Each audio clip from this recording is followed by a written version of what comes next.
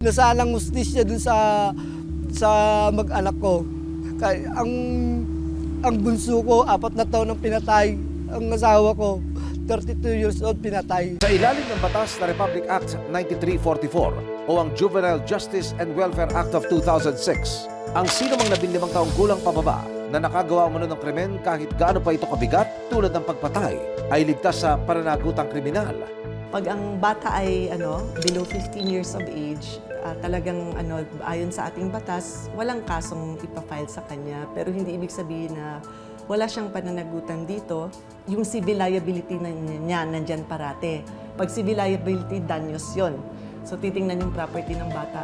Pwede rin yung magulang. Pero kailangan ma-prove na nagpabaya nga talaga sila at yun yung naging dahilan bakit nagkaganon yung anak nila. Dahil sa mga uri ng krimen ay kinasuwi ng tulad ni na Cristina, dapat na nga bang ibaba ang edad ng pananagutan sa batas? So dapat ang titingnan natin doon, ano ba yung dapat natin gawin para mapigilan ito sa mga bata.